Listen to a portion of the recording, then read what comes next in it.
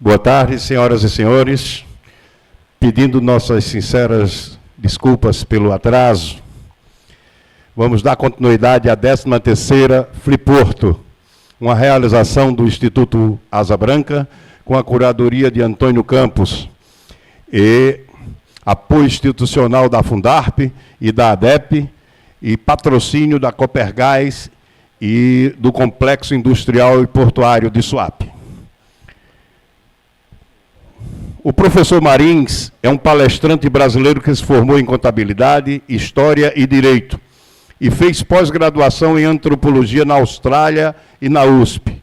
Ele é considerado um dos consultores mais preparados do Brasil e já palestrou em mais de 20 países. O professor Marins já publicou mais de 20 livros, entre eles os best-sellers. Alô, tá ligado? Tá ligado? Tá. Então tá bom. Só deixa mais alto aqui porque eu falo meio baixo. Se dá mais volume aqui? Quer que eu fale com o outro aqui? Não, tá bom esse aqui. Tá bom, gente, muito prazer, é um prazer, é uma honra estar aqui, né? Um prazer muito grande mesmo. Né? O que eu queria conversar com vocês é sobre o que a gente pode fazer como escritor, né? Eu tenho 37 livros, né? E tem livros aqui no Brasil, em Portugal, na Itália, né? Na Espanha e nos países da América Latina, da língua espanhola em geral. Gente, é o seguinte, o primeiro livro é muito difícil de a gente publicar, né? Então, o conselho que eu daria é que no primeiro livro você procure publicar você mesmo, mesmo que seja de uma maneira muito simples. Mas as editoras, elas recebem hoje tanto pedido de livros, né, de escritores em geral, que eles 90% eles já descartam, né? À medida que eles veem alguma coisa já publicada, com pelo menos no formato já de um livro, daí fica mais fácil para a editora ela tentar verificar se é possível ou não aquela publicação, né? O meu primeiro livro é de 1985, chama Socorro Tem um Sócio, né? É o primeiro livro. Esse livro, o que a gente fez, né? Eu publiquei numa impressão muito simples mesmo, com a ajuda de amigos e tudo, e uma distribuidora, chamada Distribuidora Nobel na época, ela começou a distribuir esse livro para algumas livrarias. E aí o pessoal gostou, né? E daí as editoras, eu mandei para 2 editoras, e as editoras resolveram publicar por elas próprias, e aí o livro virou um sucesso, chegou na 30ª edição, 39ª edição. E daí as editoras começam, à medida que você começa a ter um sucesso, no Brasil não precisa ser sucesso muito grande, as editoras começam a procurar você, né, pedindo para você publicar com elas. Então, e assim foi, né? Nós fizemos uma série de livros chamado Socorro, né? Que começou com Socorro Tem um Sócio, depois Socorro Preciso de Motivação. Eu tenho um livro chamado Socorro-me dos Meus Parentes, né? Como eu sou antropólogo, nós começamos a discutir os negócios de família e os dramas de família e sociedade. Então, Socorro-me dos Meus Parentes. Depois Socorro Tenho Medo de Vencer, que foi também uma coisa, como eu sou também consultor de empresa, eu aprendi muito com as empresas, né? Na empresa a gente vê muita gente que tem uma psicóloga aqui que sabe melhor que eu, né? Pratica diretamente uma autossabotagem, quer dizer, tem tudo para dar certo, mas se puxa para trás, né? Não participa, não quer fazer. Então, esse Tenho Medo de Vencer, muita gente tem um estudo muito interessante chamado a síndrome do impostor, né, que é uma coisa muito interessante. É um estudo feito por duas americanas, muito interessante. A pessoa, ela não se acha merecedora do pequeno sucesso que tem. Mesmo na empresa, ela é promovida, fala, eu não sou capaz, eu não quero ser promovida. Todo mundo diz que eu sou isso, eu sou aquilo, mas eu não sou nada. Quer dizer, essa síndrome, você sempre se acha uma pessoa impostora, né? E é muito interessante porque na pesquisa, porque a antropologia, gente, é a ciência da observação, né? Eu fiz o meu doutoramento na Austrália, né? Eu estudei os aborígenes australianos de uma ilha muito pequenininha lá no norte da Austrália. Depois que termina a Austrália, lá no norte, perto da Indonésia, do Timor-Leste, tem duas ilhas muito pequenininhas chamadas Bathurst Island e Melville Island. E eu estudei os Tiwi da ilha de Bathurst. Pra vocês terem uma ideia, eu morei 1 ano com eles. Os Tiwi são o povo primitivo, mais primitivo de todos os primitivos contemporâneos. Não descobriram nenhuma forma de habitação, nem navegação, nem arco e flecha. Eles pintam o próprio corpo, não tem arte plumária, né? Eles vivem como a gente teria vivido no Paleolítico Inferior. Então, o estudo do primitivo. Por que o antropólogo estuda tribos primitivas, né, sociedades primitivas? Né, para poder entender como é que o ser humano funciona em sociedade, né? Como é antes dos vernizes das civilizações, antes das religiões judaico-cristãs, antes, enfim, de tudo, como é o ser humano, né? O que faz o ser humano ser humano, né? Então é isso que a gente estuda, e a gente vê isso nas empresas. A gente criou em 84 uma empresa chamada Antropos, que é de antropologia corporativa, e a gente estuda seres humanos nas empresas, né? Que na verdade é a mesma coisa que uma tribo, né? Eles só estão caçando cliente em vez de caçar canguru, emu, essas coisas, né? Então, e aí a gente vai escrevendo de uma maneira que as pessoas se interessem por ler. Então, outro conselho que eu queria dar é que façam livros curtos, né? Bastante ilustrados, livros orais. Porque, como dizia Mário de Andrade, né, o brasileiro, o escritor brasileiro não escreve, ele fala com a pena na mão, dizia Mário de Andrade, né? Tem que ser livros coloquiais, livros que você tenha prazer em ler. Eu brinco, né, que eu não podia fazer noite de autógrafo, porque meu livro é tão curto que a pessoa na fila, ela já lia o livro e depois não queria comprar mais, né?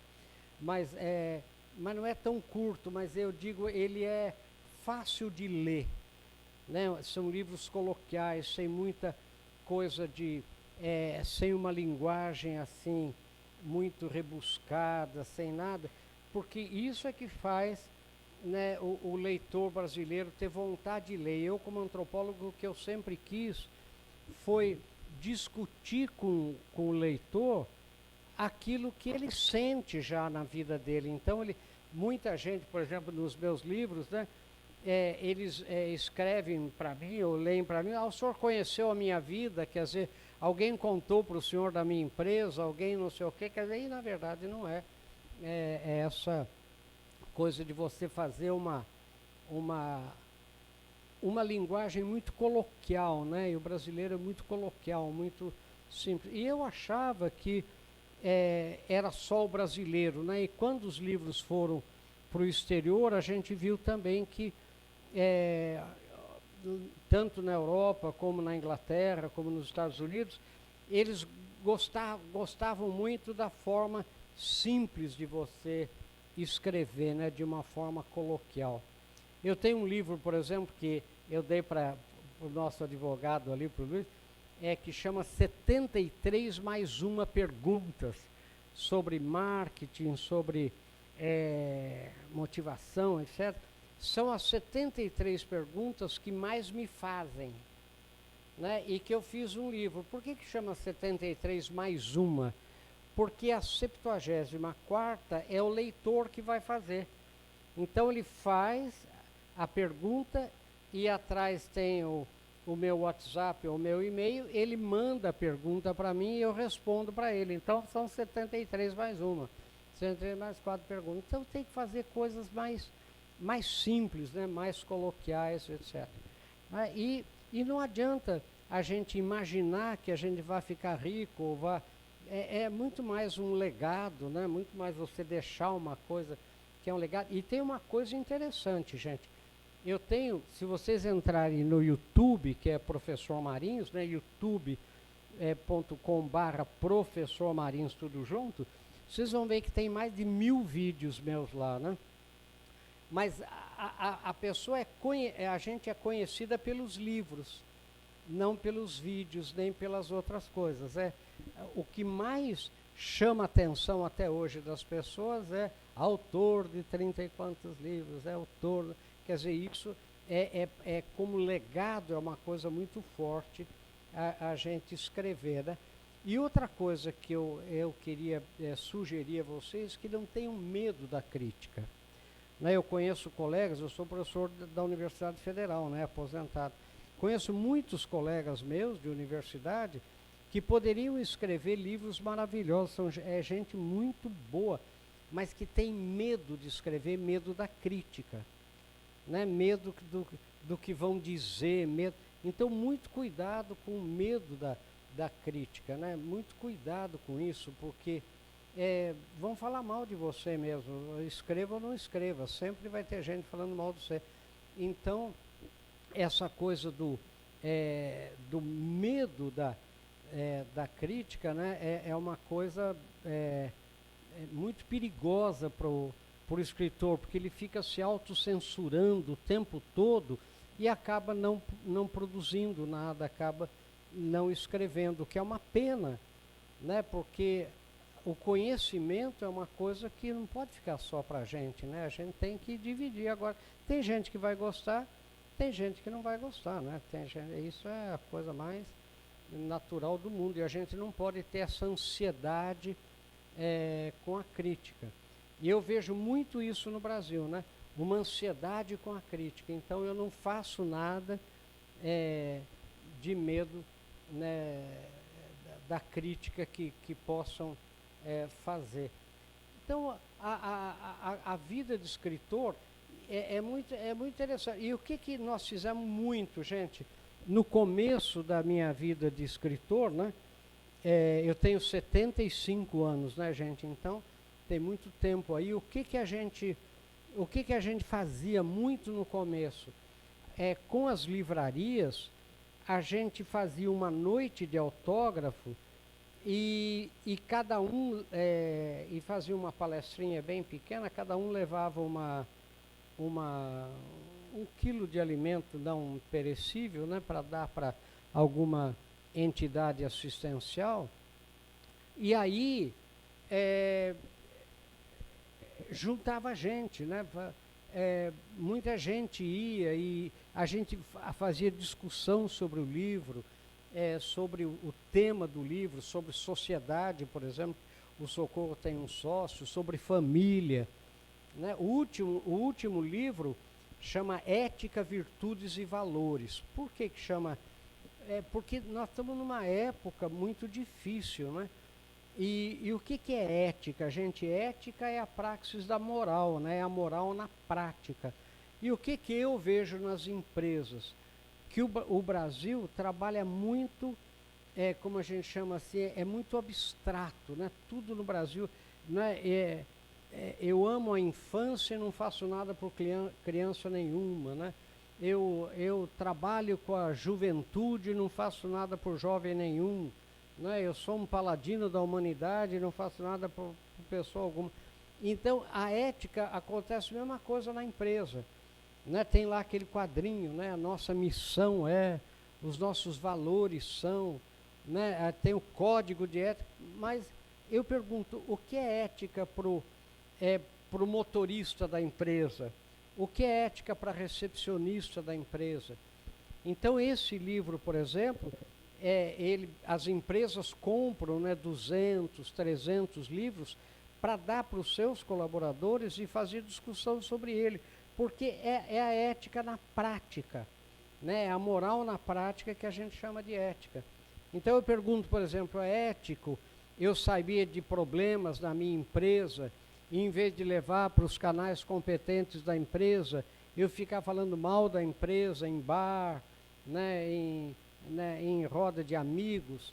É ético, por exemplo, eu ter informações relevantes para o trabalho dela, que é minha colega de trabalho, não passar essa informação para ela, criando uma... Eu falo, por exemplo, da briga das esposas, né? Como é que faz? Né? O que acontece numa sociedade? Eu sou sócio do Fábio, né? Meus filhos têm 18, 19, 20 anos. Os filhos do Fábio, 8, 9 e 10. Quer dizer, de repente eu estou pondo meus filhos na empresa. E a mulher do Fábio fala, ó, ele está pondo os outros, ele está pondo. Quando os nossos chegarem, não vai ter lugar lá. Os filhos dele já assumiu tudo. E aí que está. E acontece uma coisa simples, quer dizer, eu estou na empresa e quero investir cada vez mais para que a empresa cresça. O meu sócio é diferente, ele quer ter uma vida boa. Para ele está bom, ele não quer crescer mais, né? Ele acha que já está bom. E aquele louco do sócio só quer trabalhar, e não dá certo. Então as pessoas leem o livro e falam assim, nossa, professor, como... Daí eu falo do almoço de domingo na casa, né? Confusão do almoço de domingo, aquelas coisas todas, né? Então é isso que eu queria sugerir a vocês, quer dizer, e como que faz o empreendimento do livro? Para que vocês sejam conhecidos hoje é mais fácil do que lá em 85, etc., que não tinha internet e não tinha nada. O que eu acho que vocês, se quiserem ser escritores, o que devem fazer é começar a publicar, seja no LinkedIn, seja no Instagram, seja no Facebook, onde vocês quiserem, né? Até mesmo no TikTok, sei lá, alguma coisa, conteúdo sobre o que vocês vão querer fazer, vão querer estudar. Aí as pessoas vão começar a conhecer vocês pelo conteúdo e daí vão começar a perguntar, tem alguma coisa escrita sua? Tem algum livro escrito sobre isso? Né? O que o senhor recomenda que leia? Então isso é uma coisa... Hoje, gente, é muito mais fácil, né? E hoje, só para vocês terem uma ideia, qualquer gráfica hoje simples, né? Consegue fazer um livro, acho que com edição limitada, né? E vocês podem fazer hoje sob demanda, né? Conheço muita gente, muito escritor hoje, que tem livros sob demanda. Por quê? Porque as livrarias estão todas elas meio falindo, né? Tá muita dificuldade, as livrarias mesmo. Né? Vejam a Cultura em São Paulo, vejam a Saraiva, fechou todas as Saraiva. Então, o que acontece? Você pode vender o livro pela internet, quando compra o livro, você manda imprimir e entrega. Né? Geralmente, tem gráficas que imprimem em uma semana, né? Então você fala, nós entregamos em 15 dias na sua casa, então faz sob demanda. E outra coisa que nós fizemos, né? Se vocês entrarem lá, www.livrariamarins.com.br. Como eu tenho muito livro, é impossível que uma livraria tenha os livros meus. Então a gente criou uma livraria online, só online, que entrega na casa da pessoa, onde ela for, né? Ela paga um fretezinho, o frete do correio, e a gente vende todos os livros pela própria Livraria Marins, né? E a gente vende bastante. E qual é a vantagem que você tem tendo uma livraria própria, né? É que você pode vender os seus livros pela internet, né? E você pode mandar autografado. E o que eu tenho notado, gente? Que as pessoas hoje, agora final de ano, eu tenho notado isso, né? As minhas meninas lá têm notado isso também. As pessoas têm muita dificuldade do que dar de presente hoje. E de repente livro é um presente meio chique, meio diferente, né? Então, pede para eu autografar para a pessoa que ela vai presentear. Então eu já escrevo assim, ao Fábio, com o abraço do fulano de tal, que foi quem comprou o livro para mandar para o Fábio, e do autor Marins, etc. E a pessoa recebe na casa dela ou manda para onde quiser. Então, eu acho que essa é a coisa do empreender hoje, né, como autor. Né, você postar conteúdo na internet. Olha, gente, internet hoje, a gente trabalha muito com esse pessoal, né? Nas empresas que a gente trabalha, tudo.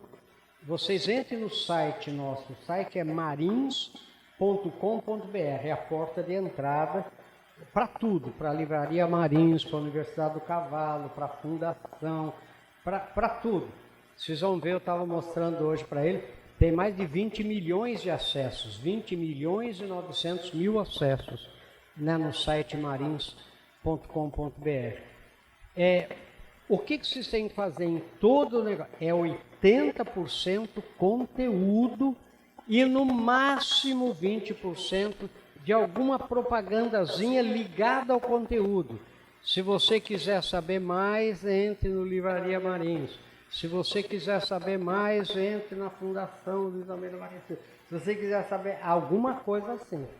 Mas não caiam na asneira de querer fazer propaganda pela internet. Não vende.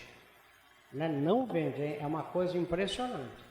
Né? O que vende é o conteúdo despertando nas pessoas o desejo de comprar.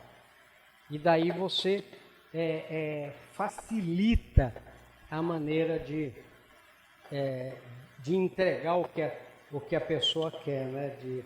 de chegar onde a pessoa quer. Então é basicamente isso, gente.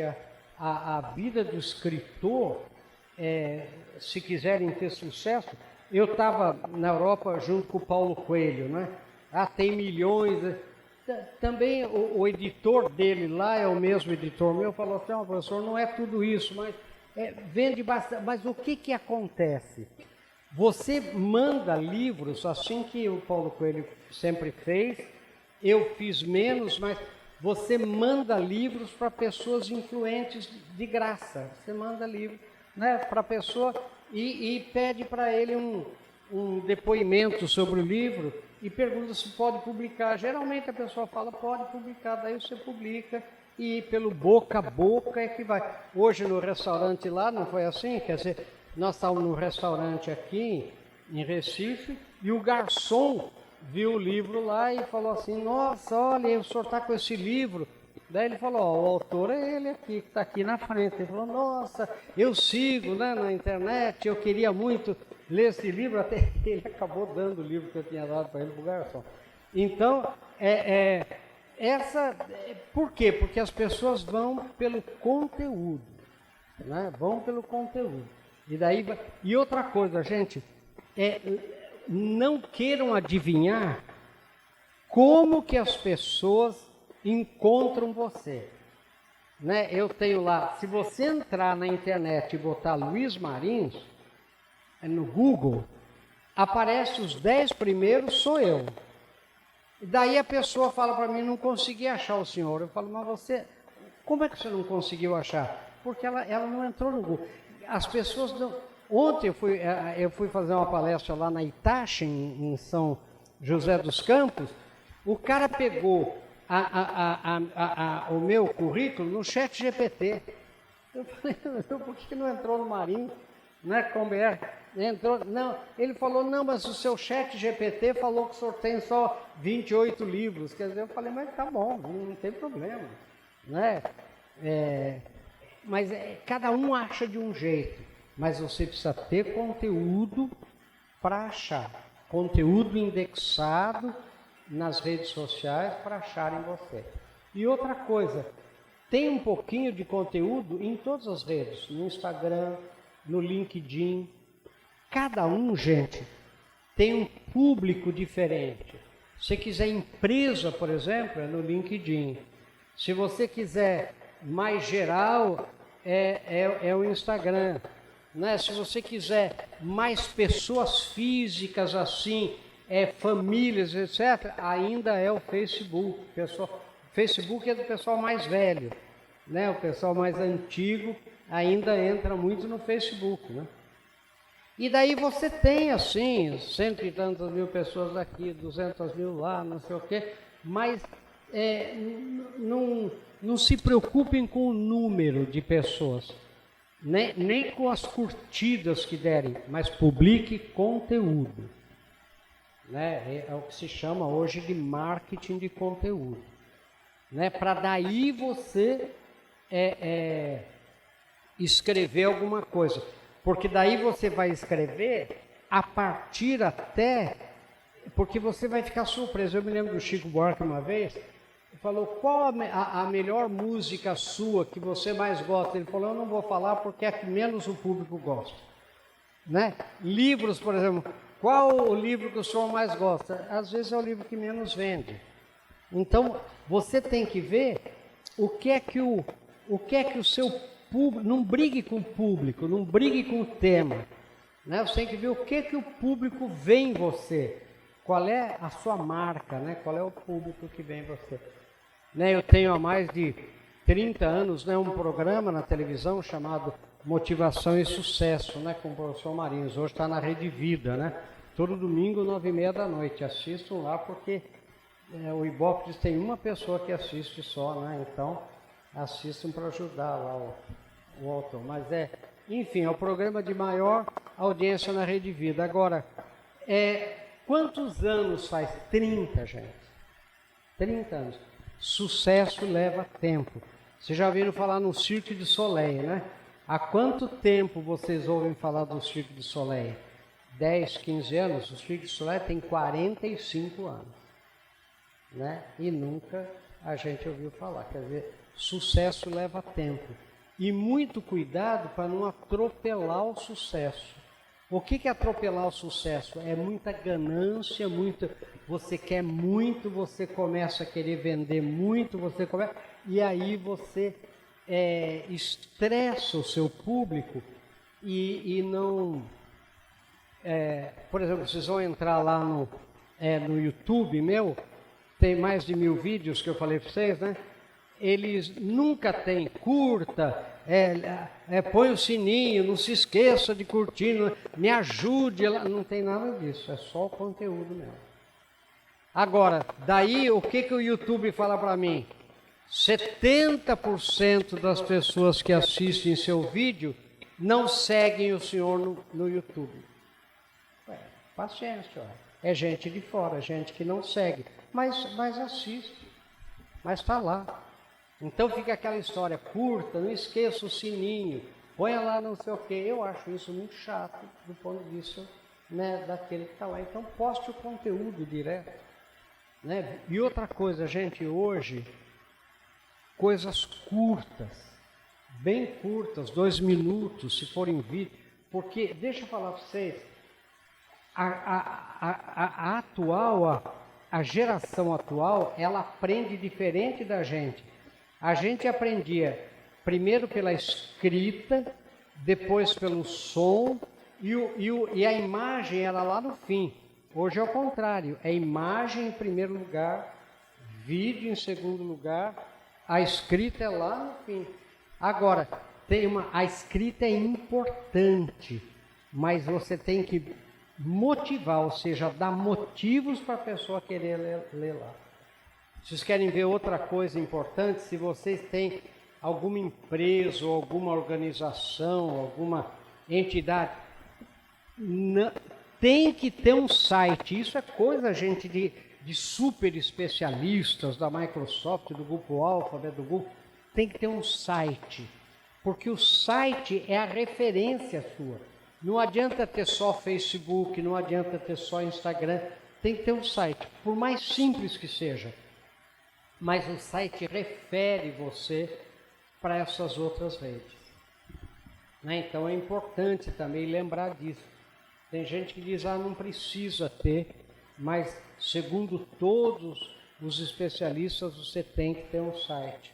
E aí, no site, que é uma coisa mais estática, você publica conteúdos que daí são referenciados para outras redes sociais.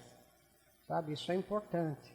Outra coisa que a gente tem que falar, porque hoje é tudo misturado, né? Cuidado, por exemplo, no Instagram, tem gente que só publica no Stories. Lembre que o Stories dura 24 horas, não fica histórico seu nenhum. Não fica histórico. Então, em 24 horas aquilo sumiu. Agora, o que você tem que fazer? Você coloca no feed, você coloca lá no Reels ou no feed, e do feed você vai para o Stories. Por quê? Porque o Stories desaparece em 24 horas, mas está lá registrado no feed aquilo que você fez, aquele conteúdo. Então, eu fico bobo de ver, gente, quanta gente entra nas redes sociais, que a minha só tem conteúdo, para ver conteúdos que eu postei há 1 ano atrás.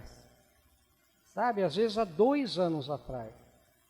Aonde que achou? Acha lá no feed. A pessoa vai lá, fica buscando e acha. Ou acha pelo Google, que faz referência. Agora, se não, você não tem nada. Então, o conselho para você empreender como escritor é isso, gente. Foque no conteúdo, publique em conteúdo. E faça uma coisa que eu acho que é o melhor conselho. Se vocês puserem na cabeça que vão publicar um artigozinho, né, uma vez por semana, numa rede social qualquer, mas um artigo bem elaboradinho de vocês, de conteúdo, no fim de 1 ano você tem 52 artigos. Você juntou aquilo e fica um livro. Entenderam? Quer dizer, não... Agora todo mundo fala assim, professor, como é que o senhor faz para escrever? Porque eu tenho um monte de empresa, como que o senhor faz? O senhor senta e escreve? Claro que não há quem faça isso. Né? A gente usa a técnica do queijo suíço. Sabe qual é o queijo suíço? É aquele cheio de buraquinho, né? Cheio de buraco. Então, um dia você faz a introdução, outro dia você faz um capítulo, outro dia você faz a conclusão, até que você comeu o queijo inteiro, até que o queijo inteiro está. Então, a técnica do queijo suíço para escritor é muito importante. Não queira sentar e fazer... Então, tem gente que fala, professor, eu tenho 5 livros assim que eu comecei. Não vai terminar nunca. Gente, eu sou professor, eu tenho um aluno fazendo doutorado comigo, né? Doutorado, mestrado. Eu falo para eles, se você não puser um ponto final, você não vai terminar nunca. Por quê? Porque quanto mais você estuda, mais você sabe que não sabe. Mais você vai descobrir. Tem uma hora que você tem que botar um ponto final e seja o que Deus quiser. Quer dizer, foi o que eu fiz até aqui. Ah, mas eu achei um autor, você vai achar sempre um outro autor. Então, tem que botar ponto final. Livro é a mesma coisa. Não, cuidado com a ansiedade e com a crítica. Né? Então, não dê bola para isso. Porque falar mal de você, bom, é preferível que falem mal de você e bem de você do que todo mundo achar você mais ou menos. Né? Lembre que os monos têm aí a irmã que sabe, os monos serão vomitados pela boca, não é verdade? Então, está lá no Gênesis. Então, não adianta, é preferível, né? Você não pode ser morno, é preferível, porque vai ter gente que vai mesmo.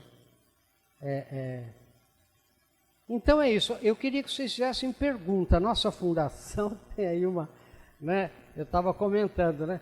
Inteligente é quem pergunta. O brasileiro, né? A campanha nossa é perca o medo e a vergonha de perguntar, porque inteligente é quem pergunta, né? É importante perguntar. Diga lá, ó, tem aí o microfone para ela ali, ó.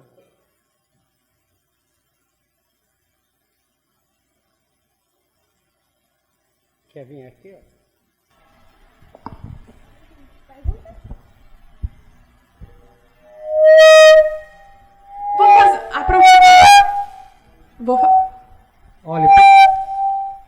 pergunta fácil, viu, gente? Vou fazer uma pergunta, aproveitando a oportunidade. Alô, pode falar. Sobre aquela plataforma, o Wattpad, Como é que de é? escritores, aquela plataforma, o Wattpad, online, o senhor conhece? O que é que o senhor acha? Não conheço.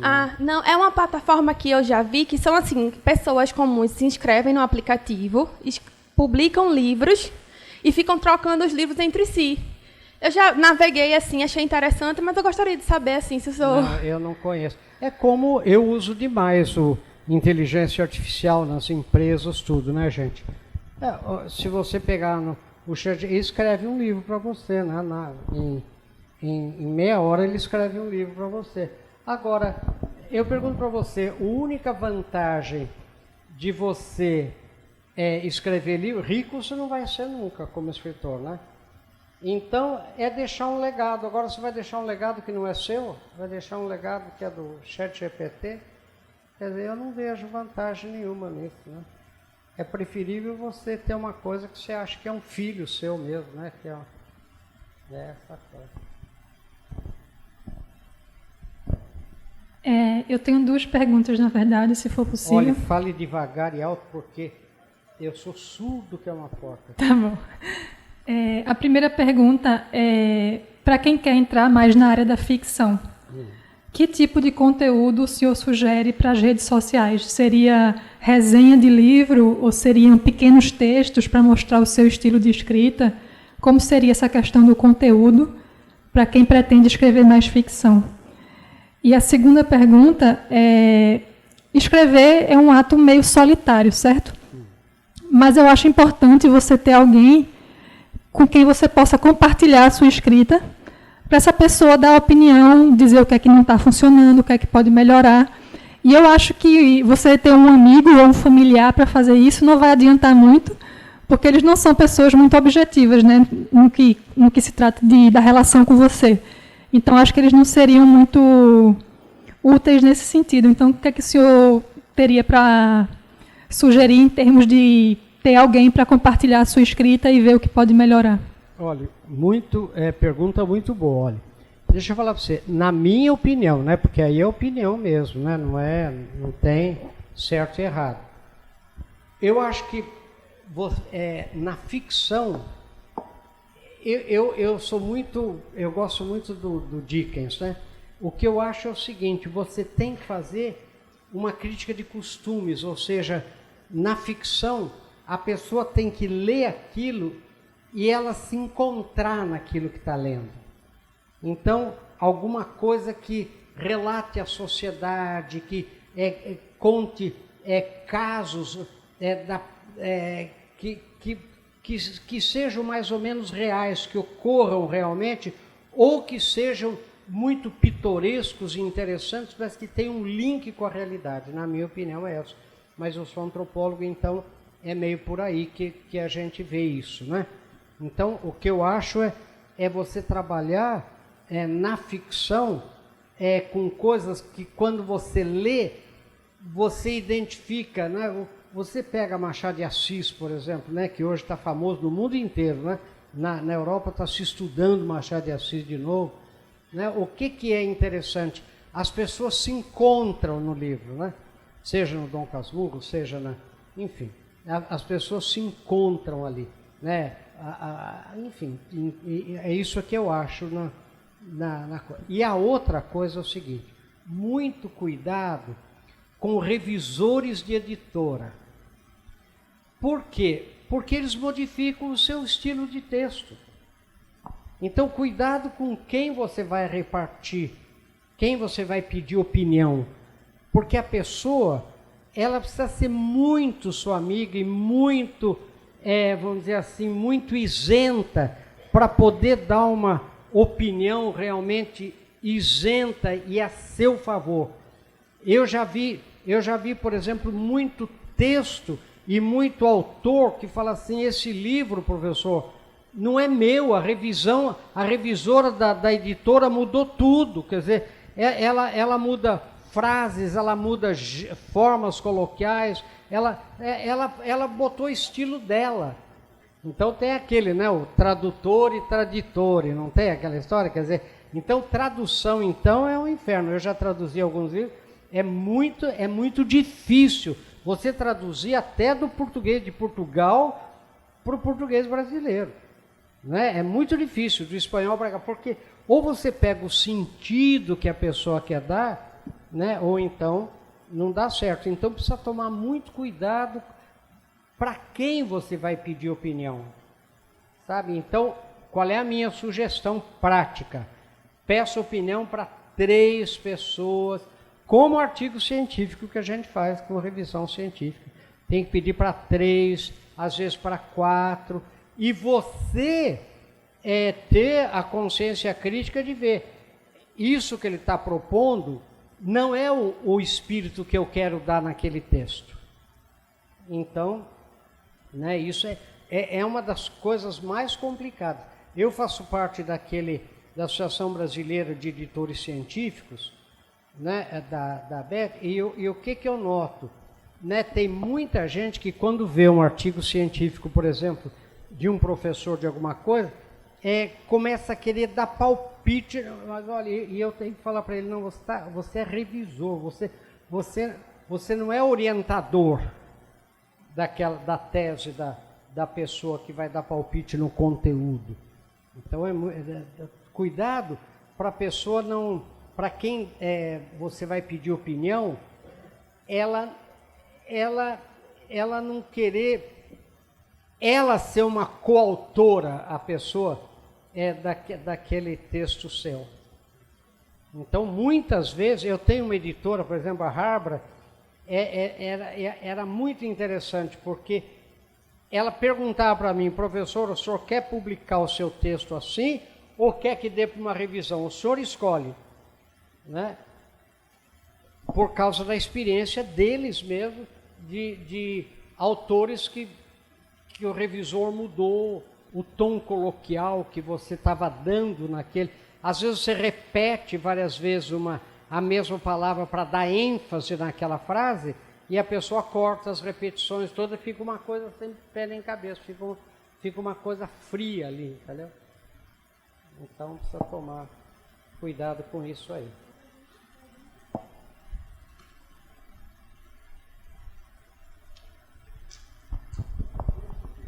Professor Marins, boa tarde.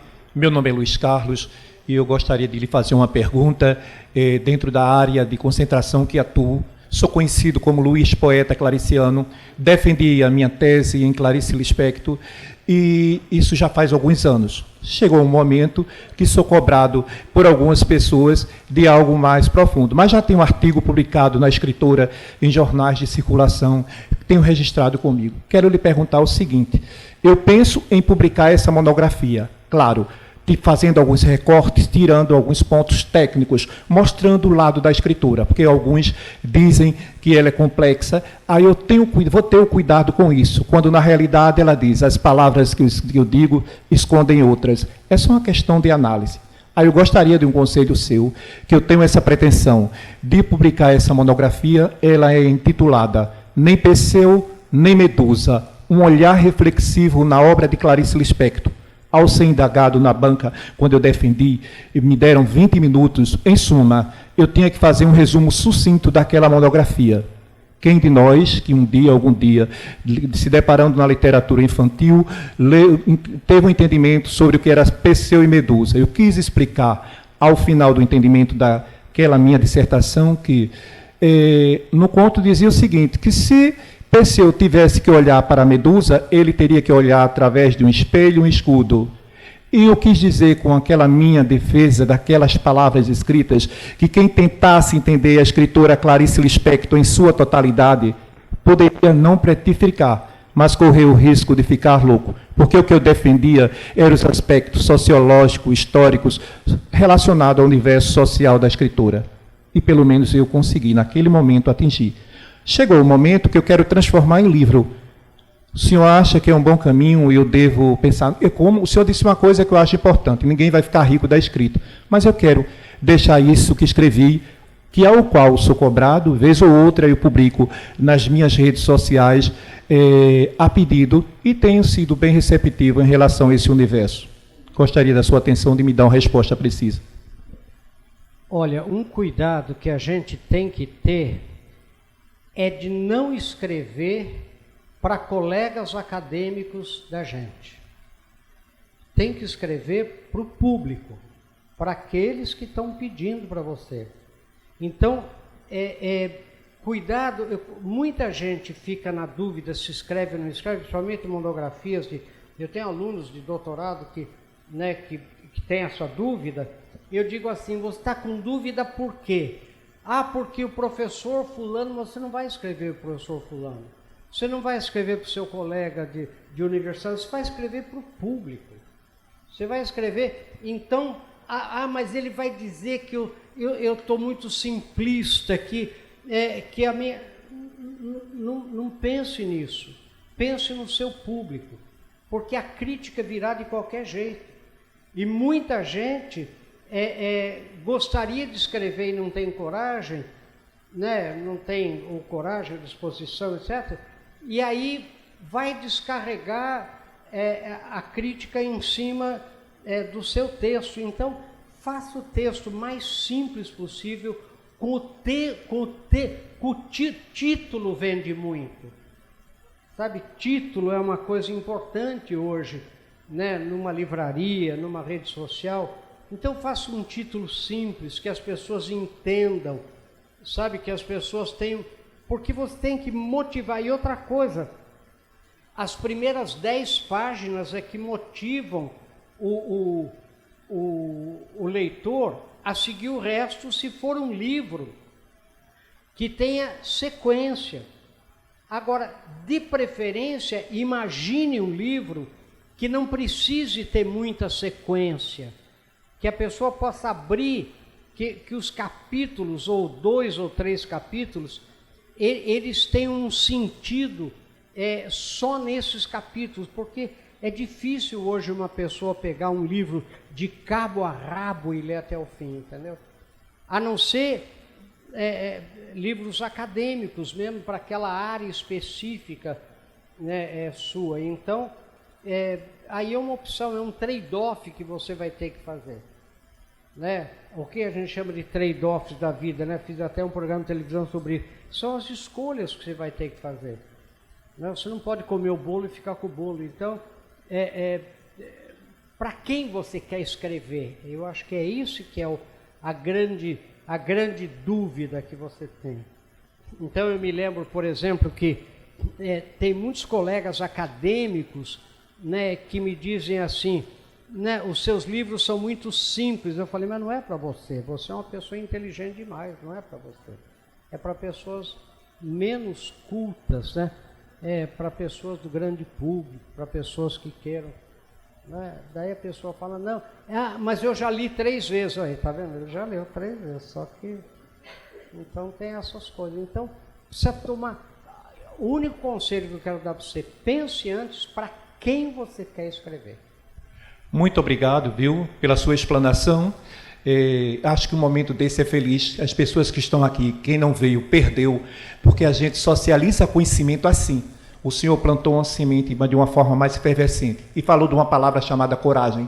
Tem pessoas que elas são... Eu sou um pouco contido, mas quando eu quero algo, eu faço. Utilizo da própria citação que a escritora disse. Para ser feliz, é preciso ter coragem, embora que eu tenha com um pouco de medo. Obrigado. Mas só um minutinho. Só gostaria, fugindo da minha área, uma pessoa me pediu uma informação e eu gostaria que o senhor me respondesse. Além de que é uma pessoa amiga, o senhor falou em consultoria. O senhor promove consultoria para a área também de rede hospitalar?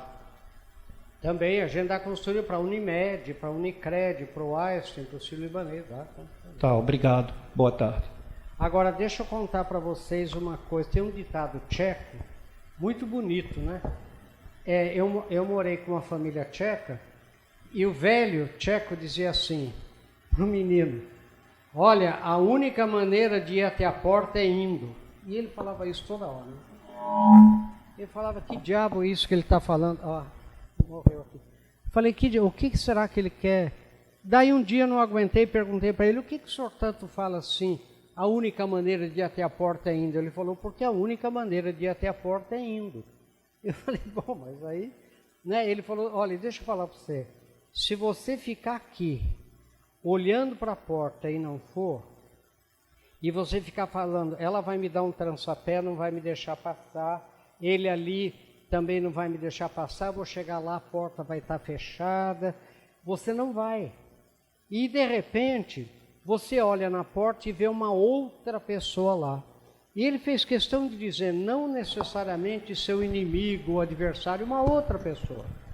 E daí você fala assim, oi Faminha, eu que ia, eu tive a ideia primeiro, eu estava quase indo, é tudo verdade, você teve a ideia primeiro, você estava quase indo, só que ele foi.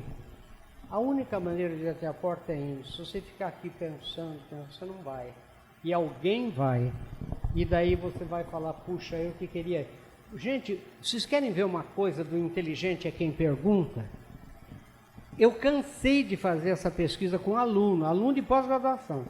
Está lá o cara famoso fazendo uma palestra, sei lá, vamos supor, um prêmio Nobel de alguma coisa. De repente você tem vontade de fazer uma pergunta, mas fala, não vou fazer. Essa pergunta é meio idiota, não vou fazer, não vou fazer.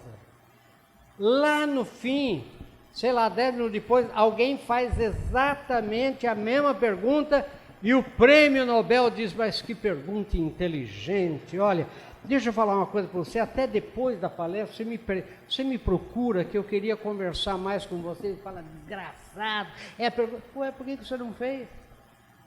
Por que você não fez? Né? Então tem uma hora que é assim, né? A gente vê, quanto eu vejo de colega de universidade dizendo, fulano não sabe nada, fulano, e tem tantos livros, e tem não sei o quê, né? E é conhecido, ué, ele foi até a porta, você não vai, você só fica aqui criticando quem vai. Né? Precisa tomar muito cuidado com isso. Ela que é psicóloga, essa autocensura que você se puxa, não são os outros que puxam você para trás, é você mesmo. Né? A gente se puxa muito para trás, para baixo. Diga lá, pode falar. Ai, filho, tem que ter o microfone.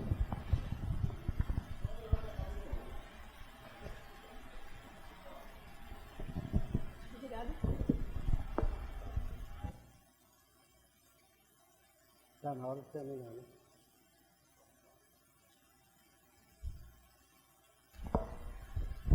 Professor, boa tarde. Boa tarde. Eu sou educador de uma universidade privada e gostaria de falar com o senhor como educador.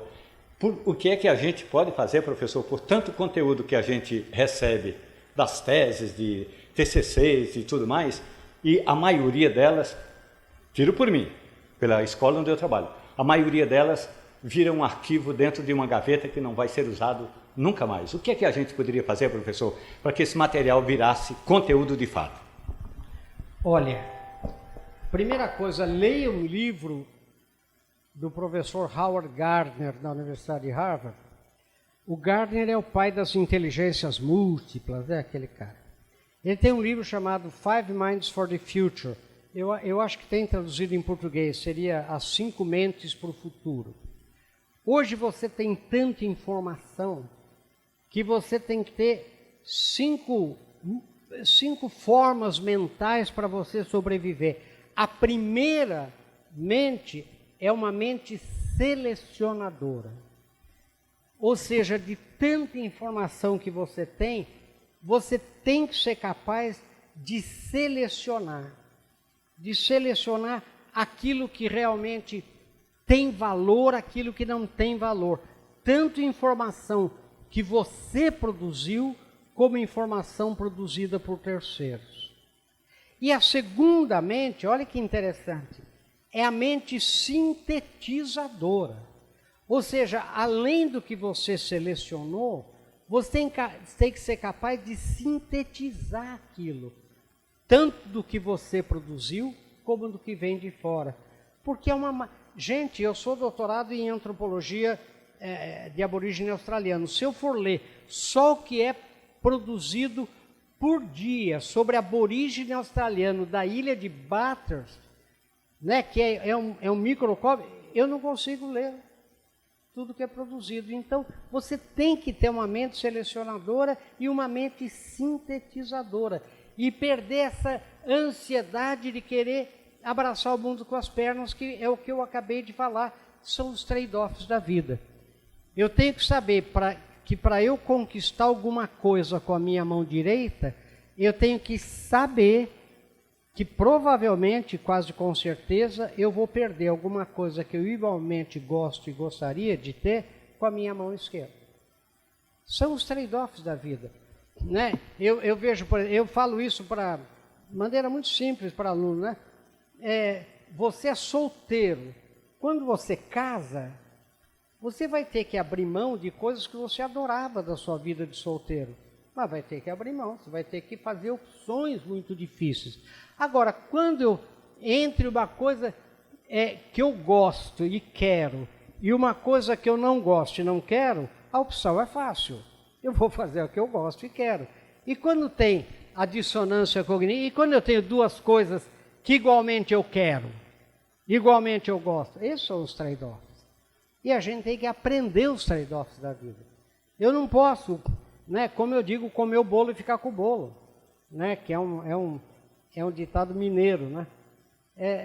Não pode comer o bolo e ficar com o bolo. Tem gente que quer comer o bolo e ficar com o bolo. Não tem jeito, você tem que abrir mão de algumas coisas. Daí você é casado. Casado sem filhos é uma coisa, casado com filhos é outra coisa. Você vai ter que abrir mão de uma série de coisas que você adoraria ter. Ah, mas eu quero muito ter filhos. Ótimo, só que você vai ter que abrir mão de coisas que você gostava quando você não tinha filhos. E assim a vida. A vida é um conjunto de trade-offs. Então, a gente tem que ver. Eu tenho lá um monte de coisas que eu poderia, né? Às vezes os editores chegam e falam, professor, vamos fazer mais um outro livro. Eu falo assim, chega, gente. Né? Chega. Não, mas tem conteúdo. Então você pode ir selecionando alguns, mas tudo com calma. É crescer como uma árvore, muito devagar. Sabe, é degrau por degrau, sucesso exige tempo e sem ansiedade para não atropelar o sucesso, como eu falei aqui. Conheço muita gente que atropela. Benedicite Madre, não vai falar nada, não vai fazer nenhuma pergunta? Olá, faça favor. Ih, minha filha.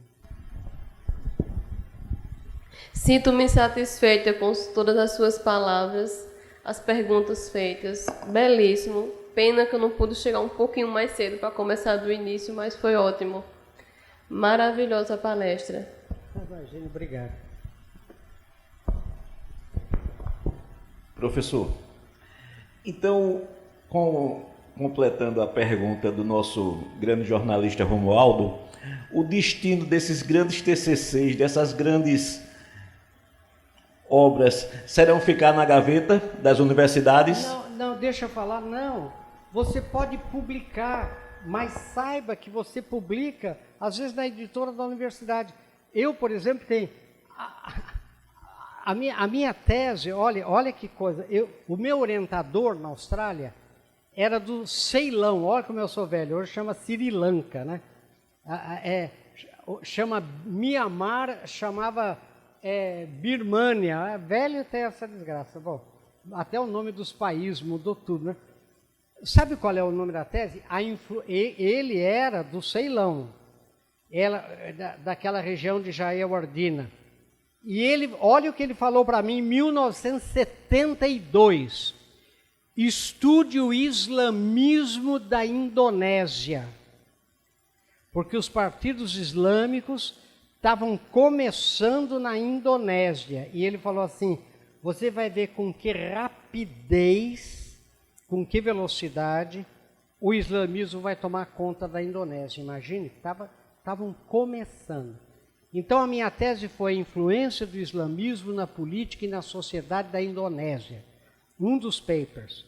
E a outra foi parentesco e território como princípios de organização social na Malaya, que virou Malásia.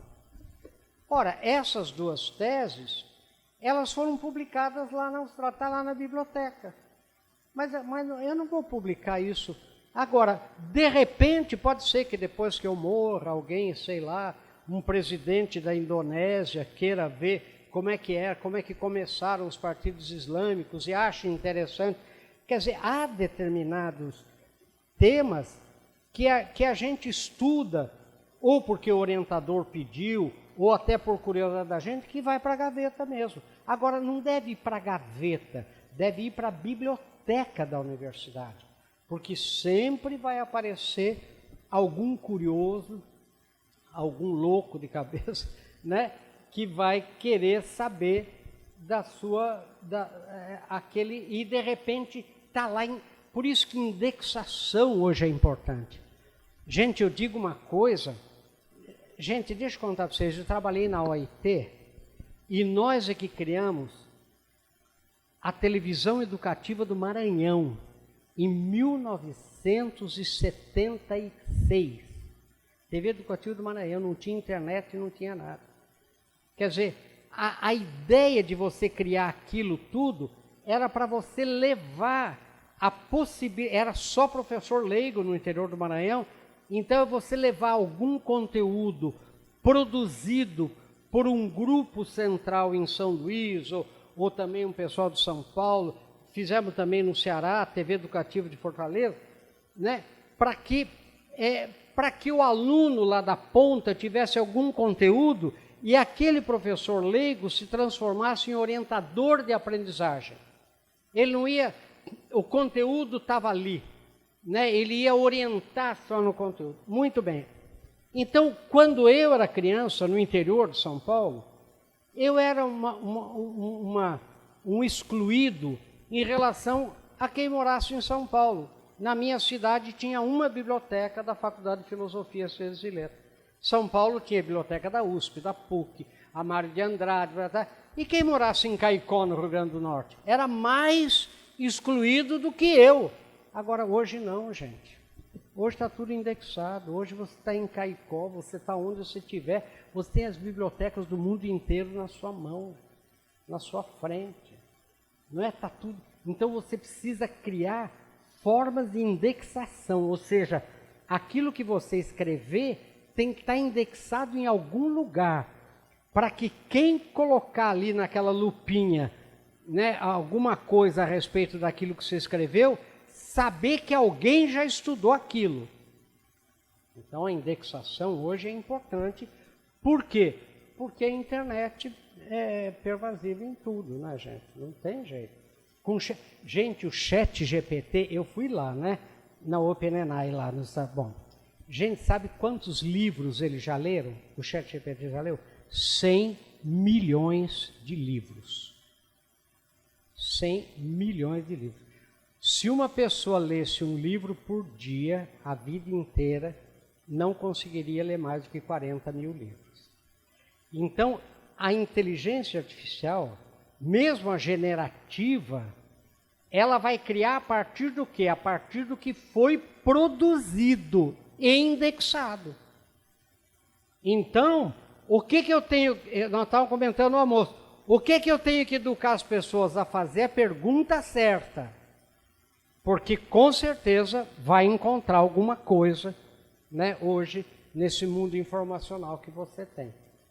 Então, o que não pode é ficar na sua gaveta, tem que indexar. Em algum lugar, numa biblioteca, numa associação. Por isso que site é importante, porque a maioria das indexações são a partir de sites e não só de rede social, hein, gente? Né? O que você jogou lá no Reels, o que você jogou lá no Stories do Instagram, não indexa, então, mas no site indexa. Então tem que... Entendeu?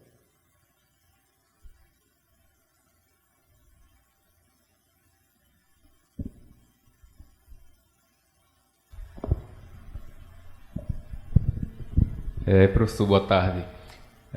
Penso eu que para ser um bom escritor tem que ser um bom leitor, né, antes de tudo. Então, assim, o senhor tem alguma meta assim, semanal de leitura de livros, artigos? O senhor estabelece alguma meta ou não? Por exemplo, um livro por semana? Deixa eu contar uma coisa. Meu pai tinha uma escola na minha cidade, um colégio com 3.000 alunos, que ia desde da pré-escola até o científico lá, que a gente chamava, hoje é Fundamental 2, é isso? Não, ensino médio. Até o ensino médio, não ia para a faculdade. E eu, desde 12 anos, trabalhei na biblioteca. Naquele tempo, você podia ser registrado a partir dos 12 anos. Tanto é que eu sou aposentado há séculos. Bom, então, para você ter uma ideia, eu com 12 anos ficava na biblioteca e os alunos vinham da escola, falavam, tem que fazer um trabalho tal. E eu era louco para fazer o trabalho, para achar os livros do trabalho. E aluno chegava e falava assim, a professora falou que é um livro de capa verde.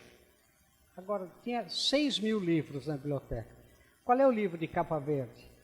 Lá ia eu ainda fazia, pelo método Dewey, lá, a classificação dos livros. Então, você ainda tinha que ler os livros. Bom, né, uma parte do livro, pelo menos. Senão, ia acontecer o que o Sérgio Buarque de Holanda... Você sabe a história do Sérgio Buarque? Sérgio Buarque de Holanda é o pai do Chico Buarque. É aqui de Pernambuco, não é? É ou não? É de Salvador? Alagoas. Ele escreveu... Ele é professor de história, foi meu professor. Ele escreveu um livro chamado Raízes do Brasil, não escreveu? A biblioteca da USP classificou em botânica. Ele mesmo foi procurar o livro dele, não achou, ele falou, mas como tem que ter meu livro? Raízes do Brasil estava em botânica, estava nas árvores. Então, tem que tomar cuidado. Então, eu tinha que ler um pouco do livro. Gente, eu não tenho meta nenhuma, e eu acho isso eu acho, né? Uma besteira. Eu acho que você tem que ler aquilo que você tem vontade de ler. Né? Eles me perguntaram que livro, eu sugeri agora, né, aquele livro, né, Antifrágil, né, do Nassim Taleb, né, que é um louco, né, um homem louco que escreveu O Cisne Negro, né, mas depende do seu gosto, não é? Depende do que você... Por exemplo, eu acho que, gente, nenhuma pessoa da América Latina pode deixar de ler os livros do Prêmio Nobel, como é o nome dele aqui, né? Gabriel Garcia Marques, principalmente o... Qual é? Isso. Não pode deixar, porque você veste a América Latina em você, não é verdade? Você veste, e assim por diante. Eu, por exemplo, sou o maior fã de Dickens. Eu acho, por exemplo, Charles Dickens, você lê os livros de Charles Dickens. Agora, depende. Tem livro bom, o que o Monteiro Lobato dizia, né? Livro bom é aquele que tem introdução, 2 páginas no meio e a conclusão. Né? São livros curtos, realmente, porque tem livro que é chato demais. Porque, sabe o que é? Outro dia, mas vejam se não é verdade, quem trabalha em escola, né? Com educação. Um curso de especialização tem que ter 320 horas, não é isso? Mais ou menos? É isso, parece que é isso, não é isso? 320 horas. Eu pergunto, especialização em quê? Ah, não interessa. Tem que ter 320 horas. Mas tem lógica isso? Se for especialização em como montar um tripé aqui de 320 horas, se for uma coisa só, é 320 horas. Quer dizer, gente, não para com isso, quer dizer... E outra coisa, eu às vezes leio 3, 4 livros ao mesmo tempo. Canso de um, vou para outro, canso de um, vou para outro, canso de um... E a maioria não chega no fim. A maioria não chega no fim. Vai ficando tão chato que eu não chego no fim. Né?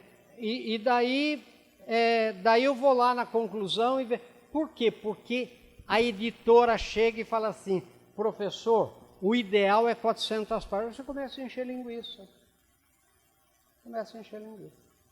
Né? Eu fui o coordenador dos cursos da Faculdade de Tecnologia, das FATEC, lá de São Paulo. Né? E a ideia era que o melhor torneiro mecânico de São Paulo ia ser o professor de tornearia mecânica do curso da Faculdade de Tecnologia. Não precisa ter diploma, não precisa ter nada. Ele ia ensinar a prática da tornearia mecânica. Um dia eu pego esse homem, coitadinho, que era o melhor torneio da Vilares, ele desesperado chegou para mim, eu era coordenador pedagógico, falou, professor, eu vou desistir. Eu falei, por quê? Ele falou, professor, sabe qual é o problema? Eu ensino a mexer no torno em uma semana, eu tenho 180 horas, eu não sei o que fazer com 180 horas, eu sou obrigado a dar 180 horas, eu não sei o que... Eu falei, meu querido, ensine em uma semana. Ele falou, e o resto? Eu falei, o resto você faz a turma cantar, né, fazer... Agora, por quê? Porque o MEC exigia 180 horas daquela disciplina. Então tem umas coisas que não tem cabimento. Então leia o que você tem vontade de ler. Bula de remédio, o importante é ler. Né? Vai lendo. Mais alguma? Obrigado, gente. Eu quero agradecer vocês por terem vindo. Né? Eu quero agradecer vocês por terem vindo, porque eu ando muito apavorado. A gente foi fazer uma palestra um dia desse, só tinha uma pessoa para assistir. Né? E eu não sabia se eu fazia, não fazia. Tinha sido convidado, resolvi fazer. E no finalzinho eu falei, você me desculpe, eu vou ter que sair em seguida, que eu tenho um compromisso. Ela falou, o senhor não pode sair, não.